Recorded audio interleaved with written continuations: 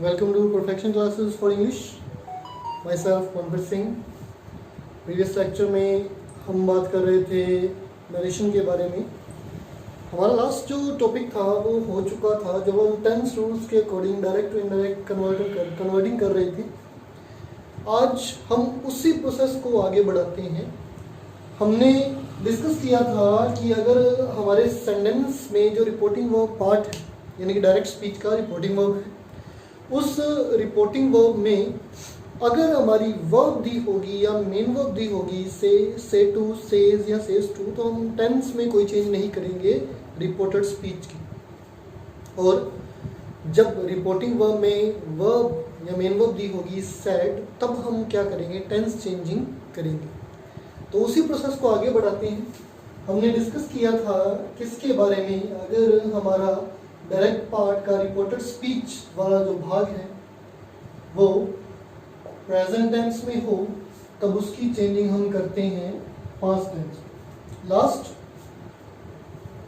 हमारा एक रूल रह गया था, एक स्ट्रक्चर रह गया था, जैसे कि हम बात कर चुके थे प्रेजेंट सिंपल को चेंज किया था पास्ट सिंपल में, प्रेजेंट कंटिन्यूस को चेंज किया था पास्ट कंटिन्यूस में, और प्रेजेंट परफेक्ट को चेंज किया था पास्ट परफेक्ट में. तो लास्ट स्ट्रक्चर रह गया था प्रेजेंट टू पास्ट, जो कि था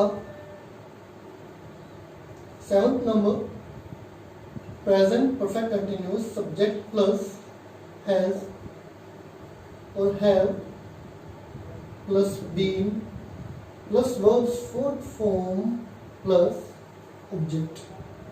अब इसमें ध्यान दें, मैंने आपको कहा कि प्रेजेंट चेंज होता है पास्ट में, पर एक बात का ध्यान दें, नॉर्मली जब हम टेंस करते हैं तो टेंस में ऑब्जेक्ट के बाद हम किसका यूज़ करते हैं, सिंस या फॉर प्लस टाइम का. पर यहाँ पर इसकी कोई ज़रूरत नहीं है, कोई भी उसकी अवेलेबिलिटी हो या ना हो कोई फ़र्क नहीं पड़ेगा. तो ये कन्वर्ट होगा, ध्यान दें, subject plus had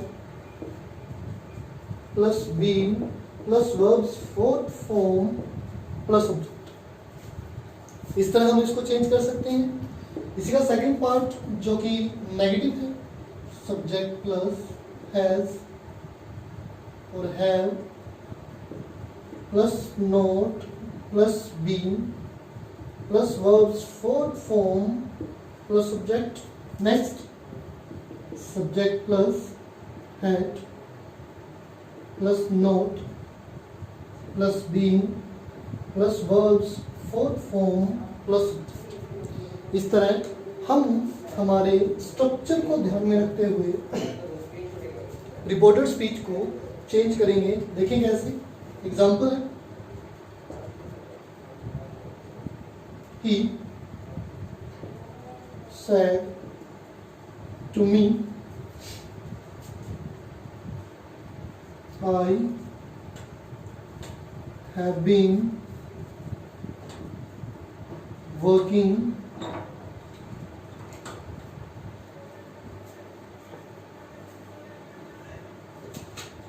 for 2 hours. मैंने यहाँ पे टाइमिंग जरूर लिखी है, पर जरूरी नहीं है कि यहाँ पे टाइमिंग हो, नहीं भी हो तो भी हम नरेशन के अंदर डायरेक्ट से इनडायरेक्ट हम अपने सेंटेंस को कन्वर्ट कर सकते हैं. तो जब भी हम इसको चेंज करेंगे, ध्यान दें, ही सेड टू मी, यहाँ पर चेंज हो जाएगा he told me, inverted comma को रिमूव करेंगे, यूज करेंगे दैट का, he told me that I. First person है, चेंज होगा रिपोर्टिंग वर्ब के सब्जेक्ट के according, that he. Have been change होता है, हैड बीन में, he had been, बाकी वैसे का वैसा रहेगा, working for 2 hours. Second sentence, second structure का जो एग्जांपल है वो देखिए. You said to him, change करते हैं, they have not been living in this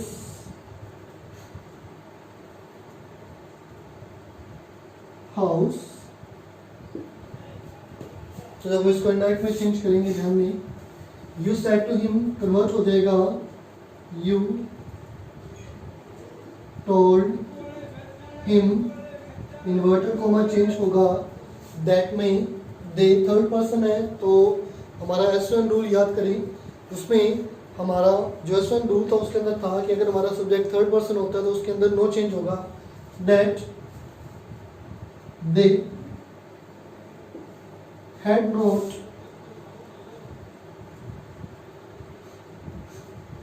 been living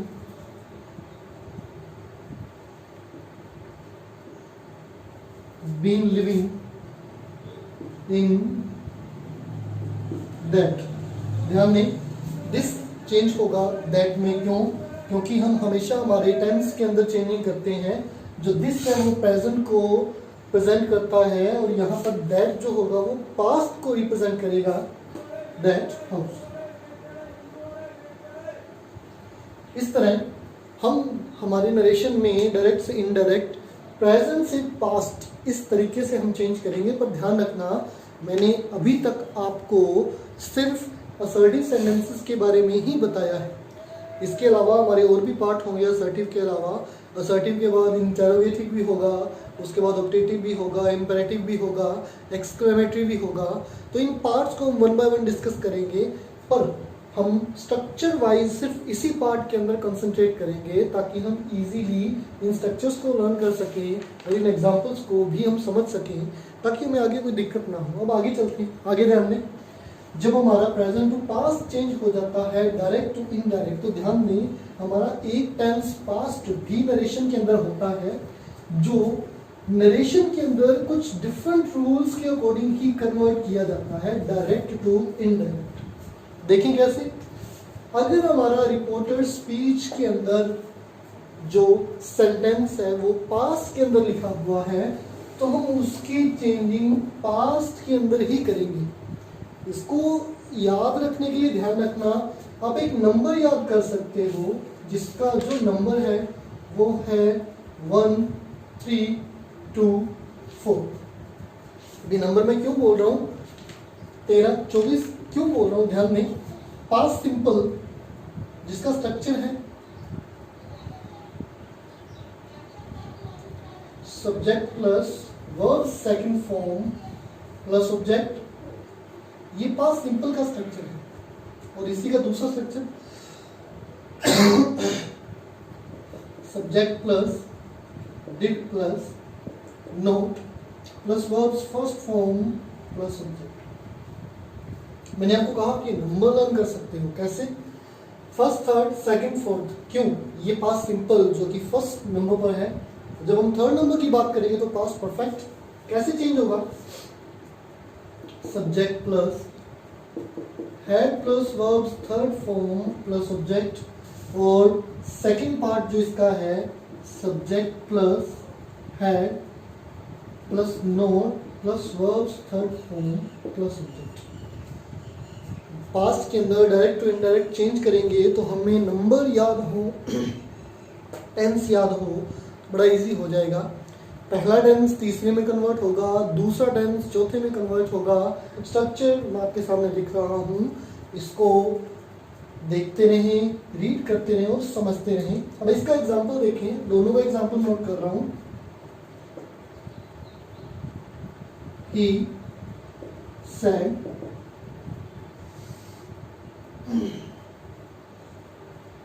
I went home।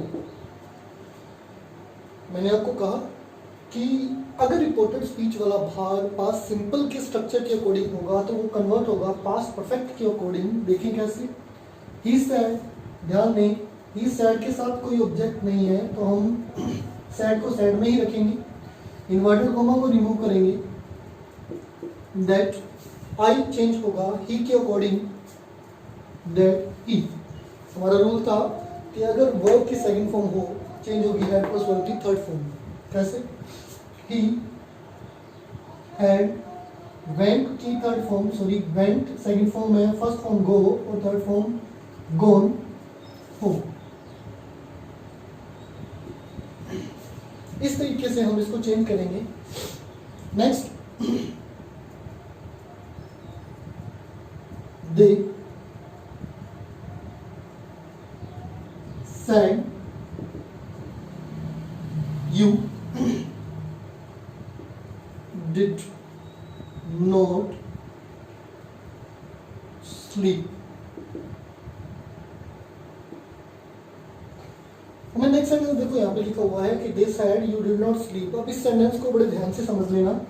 इसके अंदर अक्सर एक माइनर मिस्टेक हो जाती है, उस माइनर मिस्टेक को ही हम सही करेंगे। कैसे? वो देखो, दे said, पर दे साइड के बाद में एक बात का ध्यान रखना, यू लिखा हुआ है। यू हमारा सेकंड पर्सन है। कहाँ पर है? रिपोर्टेड स्पीच में। जब भी हम इसको एस1 रूल के अकॉर्डिंग चेंज करेंगे तो हमें रिपोर्टिंग वर्ब में किसकी जरूरत होगी? एक ऑब्जेक्ट की।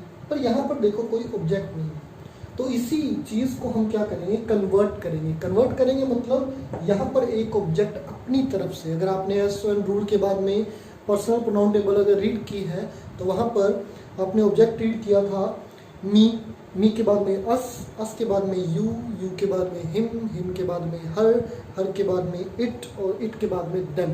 ये कुछ ऑब्जेक्ट्स आपने रीड किए थे। अब हम उन्हीं ऑब्जेक्ट में से किसी को भी अपनी तरफ से, अपनी मन मर्जी से किसी का भी यूज कर सकते हैं। ध्यान दें। पर एक बात का और ध्यान रखिए, जब हम यहाँ पर ऑब्जेक्ट का यूज करेंगे तो यहाँ पर सेड कन्वर्ट होगा, चेंज होगा। देखिए, दे टोल्ड मी, बाकी रूल वाइज हम वैसे ही रहेंगे, इन्वर्टर कॉमा चेंज होगा दैट में। अब यू सेकंड पर्सन है, हमने यहाँ पर ऑब्जेक्ट लगाया मी, तो मी का सब्जेक्टिव क्या होता है? I, that, I. Did not change होगा, हैड नॉट में आई हैड नॉट स्लीप। ये हमारा पास्ट के अंदर जो तरीका रहेगा टेंसेस को चेंज करने का, स्ट्रक्चर्स को चेंज करने का और सेंटेंसेस को चेंज करने का, डायरेक्ट टू इनडायरेक्ट। ध्यान रखें, पास्ट सिंपल चेंज होता है पास्ट परफेक्ट के अंदर, और पास्ट कंटिन्यूस चेंज होता है पास्ट परफेक्ट कंटिन्यूस के अंदर। जब हम प्रेजेंट टू पास्ट की बात करते हैं तो present simple, past simple, present continuous, past continuous, present perfect, past perfect, present perfect continuous, past perfect continuous. पर यहाँ पर आकर थोड़ा सा रूल चेंज करना पड़ता है। इसके बाद ध्यान दें, हम बात करेंगे नंबर 2 नंबर 4 की। कैसे? नंबर 2 पास्ट कंटिन्यूस और नंबर 4 पास्ट परफेक्ट कंटिन्यूस। मैंने आपको कहा नरेशन के अंदर टाइमिंग हो ना हो कोई फर्क नहीं पड़ेगा। ध्यान दें, पास्ट कंटिन्यूस का जो स्ट्रक्चर होता है, subject plus was, verb plus verbs fourth form plus object, और इसी का दूसरा स्ट्रक्चर है subject plus was, verb plus not plus verbs fourth form plus object. तो आगे ध्यान दें, चेंज होगा ये पास्ट परफेक्ट कंटिन्यूस में subject plus had plus been plus verbs fourth form plus object. ये चेंज होगा subject plus had plus not plus been plus verbs fourth form plus object. इनका एग्जांपल देखिए, he said to you,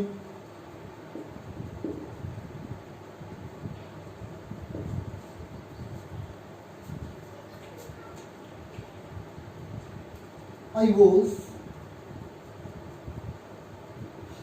reading a book। Past continuous change होगा past perfect continuous में, rule wise चलेंगे।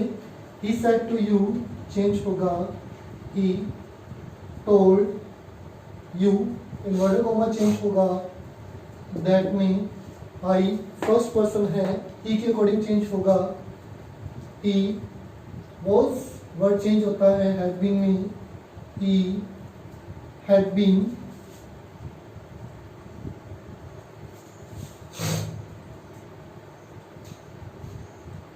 Reading a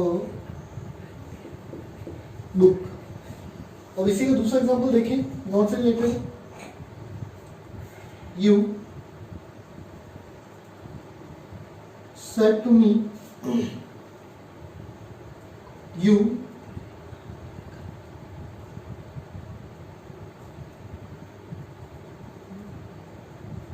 he was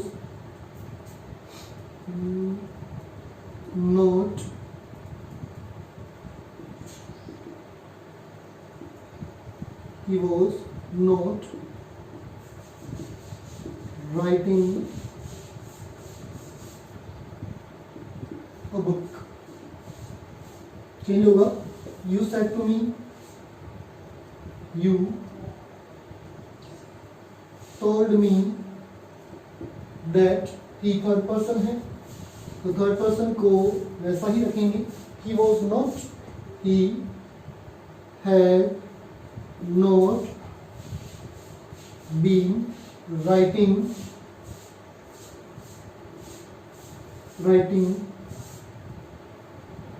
a book।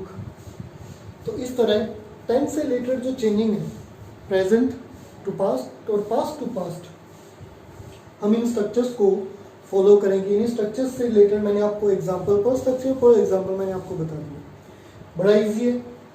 इसके बाद discuss करते हैं एक और पार्ट की, जिसमें मॉडल्स होते हैं, यानी कि can, could, may, might, must, will, shall. मैं आपको फ्यूचर से रिलेटेड नहीं करवाऊंगा क्योंकि वो विल, शैल वो मॉडल्स के अंदर ही आ जाएंगे। तो ध्यान दें वो कैसे चेंज होगा।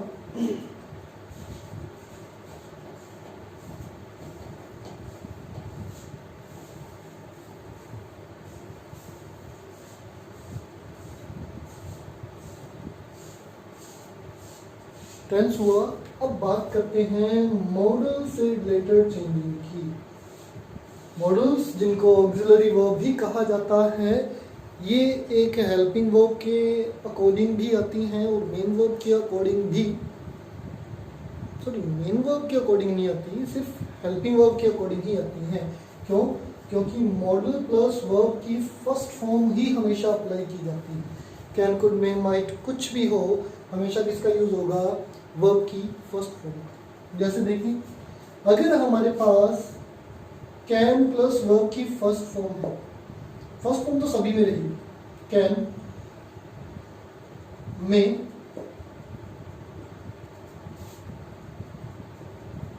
Will, shall, must.